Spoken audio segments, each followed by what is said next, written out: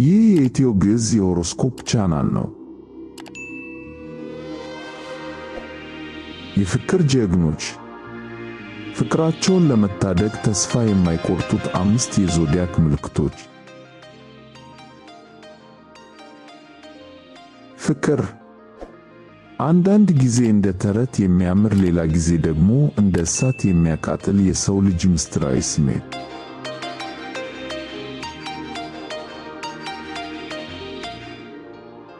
የኢትዮ ግዕዝ ቤተሰቦች እንደምን አላችሁ? ዛሬ እጅግ አጓጊ በሆነ ርዕስ መጥተናል። ለመሆኑ አስባችሁ ታውቃላችሁ? አንዳንድ ሰዎች ደጋግሞ ልባቸው እየተሰበረ መከራና ክህደት እየደረሰባቸው ለምን ልባቸውን እንደከፈቱ ይቆያሉ።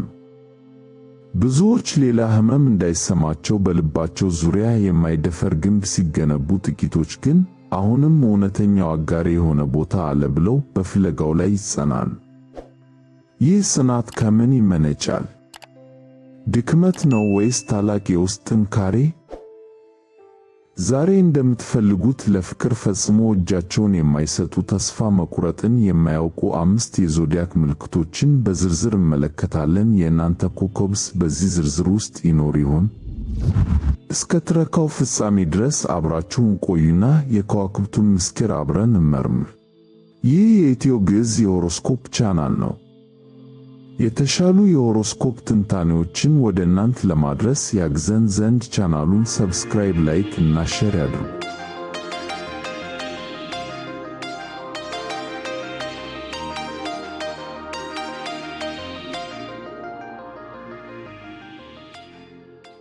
አምስተኛ ደረጃ አኳሪየስ።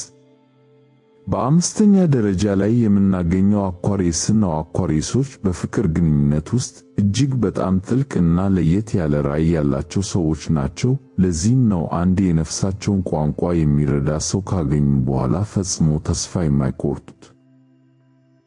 እነሱ እንደ ማንኛውም ሰው ተራ ፍቅርን አያሳድዱም። የሚፈልጉት ከማህበረሰቡ ግምት ውጪ የሆነ ጥልቅ የሆነ የአስተሳሰብ ውህደትን ነው። አኳሪየሶች በአብዛኛው ከዓለሙ ማህበረሰብ የተለዩ እንደሆኑ ስለሚሰማቸው በእውነት የሚረዳቸውና እንደ ሁኔታቸው የሚቀበላቸው ሰው ሲያገኙ ያ ሰው ለእነሱ እጅግ ብርቅዬና ውድ ሀብት ነው። ለምሳሌ ያህል አንድ አኳሪየስ ከባልደረባው ጋር በሐሳብ ከተገናኘ በመካከላቸው ትልቅ ርቀት ወይም ችግር ቢፈጠር እንኳ ያንን ግንኙነት ለማዳን እስከ መጨረሻው ይታገላል። ምክንያቱም በእውነት የሚያውቀኝን ሰው ማጣት የለብኝም የሚል ጽኑ እምነት አለው። ያለ ምንም ቅድመ ሁኔታ የተቀበላቸውን ሰው ለማቆየት ሲሉ ማንኛውንም መስዋዕትነት ይከፍላሉ። አኳሪየሶች ፍቅር የሚያዩ እንደ ትልቅ ጓደኝነትን የአእምሮ ትስር በመሆኑ ያንን ትስር በቀላሉ አሳልፈው አይሰጡም።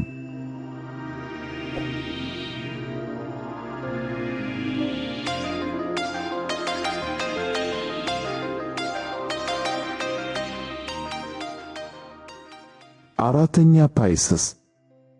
አራተኛው ደረጃ ላይ የምናገኘው ፓይሰስን ነው። ፓይሰሶች የሰውን ልጅ ግንኙነት የሚያዩት በይቅር ባይነት መነጽር ነው። ይህም በፍቅር ላይ መራራ እና ተጠራጣሪ እንዳይሆኑ ያደርጋቸዋል።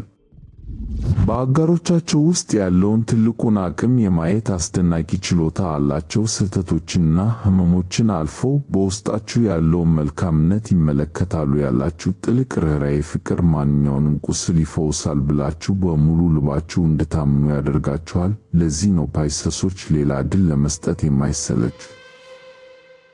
ልባቸው ወሰን የለውም። ሌሎች ሰዎች ይህ ግንኙነት አልቋል፣ ተስፋ የለውም ብለው ጥለውት ሲሄዱ፣ ፓይሰሶች ግን መንፈሳዊ ጉልበታቸውን አፍስሰው የተሰበረውን ለመጠገን ይሞክራሉ። ፍቅር ሁሉም ያሸንፋል የሚለው መመሪያቸው በመሆኑ ለፍቅር ያላቸውን ተስፋ መቼም ቢሆን አያቆርጡም። የፓይሰስ ተወላጆች በፍቅር ውስጥ የሚደርስባቸውን ሕመም እንደ መስዋዕትነት ስለሚቆጥሩት ተስፋ የመቁረጥ ስሜት ወደ እነሱ ዘወር አይልም።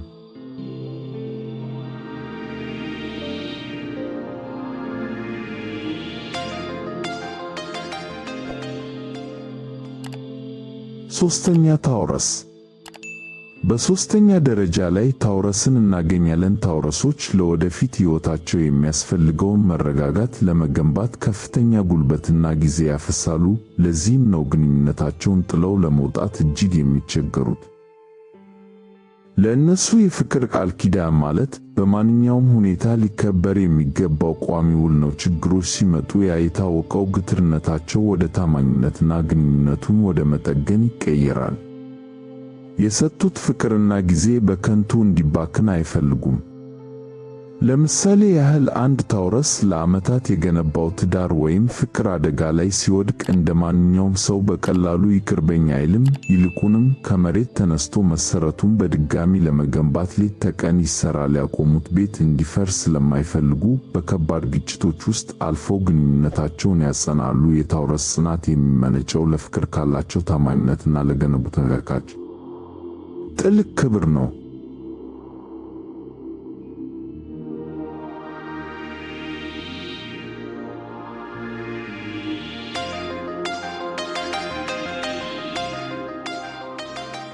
ሁለተኛ ሳጁታሪየስ። ሁለተኛ ደረጃ ላይ ሳጁታሪየስ ይገኛል። ሳጁታሪየሶች ያላቸው ወሰን የሌለው ብሩህ ተስፋ ከማንኛውም የፍቅር ውድቀት በፍጥነት እንዲያገግሙ ይረዳቸዋል። ምርጥና የሚያስደስት ፍቅር በሚቀጥለው አቅጣጫ ይጠብቀኛል ብለው በጽኑ ያምናሉ። ይህ በአጽናፈ ዓለሙ ላይ ያላቸው እምነት ያለፈው ክህደት ወይም ሕመም በውስጣቸው እንዲቀመጥ አይፈቅዱም። ለሳጁታሪየሶች የፈረሰ ግንኙነት ማለት ትልቅ ውድቀት ሳይሆን ወደ ተሻለና ወደ ላቀ ግንኙነት የሚወስድ የትምህርት ደረጃ ነው። ልባቸው ሁልጊዜ ለአዳዲስ ጀብዶዎች ክፍት ነው። ትናንት ቢከዱም ዛሬ ግን ፍቅር ውብ ነው ብለው ዳግመኛ ለመውደድ አይፈሩም። ነፍሳቸው በየጊዜው እያደገች ስለምትሄድ ከነፍሳቸው ጋር የሚስማማውን ታላቅ ፍቅር እስኪያገኙ ድረስ ፍለጋቸውን አያቆሙም። የሳጁታሪየስ ተወላጆች ፍቅርን እንደ ትልቅ ጉዞ ስለሚያዩት በአንድ መሰናክል ምክንያት ጉዞአቸውን አይሰርዙም። ይህ የኢትዮ ግዕዝ የሆሮስኮፕ ቻናል ነው። የተሻሉ የሆሮስኮፕ ትንታኔዎችን ወደ እናንተ ለማድረስ ያግዘን ዘንድ ቻናሉን ሰብስክራይብ፣ ላይክ እና ሼር ያድርጉ።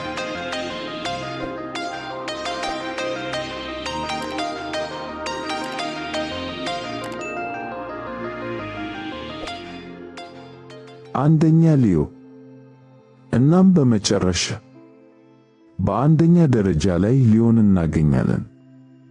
ሊዮዎች በፍቅር ግንኙነት ውስጥ እንደ ተረት የሚያምር ፍጻሜን የሚፈልጉ ግንባር ቀደም ተዋጊዎች ናቸው። ጀግና መንፈስ አላቸው። ያለፈው ስብራት የውስጣቸውን የፍቅር እሳት እንዲያጠፋው ፈጽሞ አይፈቅዱም።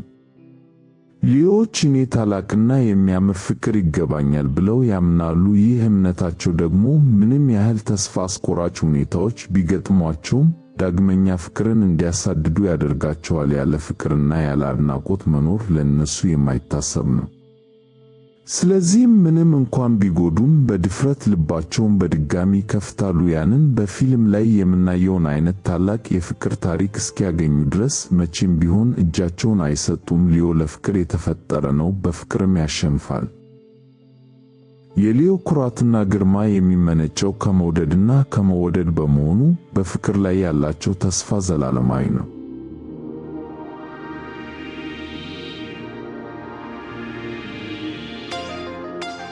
እንደታዘብነው ለፍቅር ልብን ክፍት ማድረግ ትልቅ ድፍረት የሚጠይቅ ምርጫ ነው።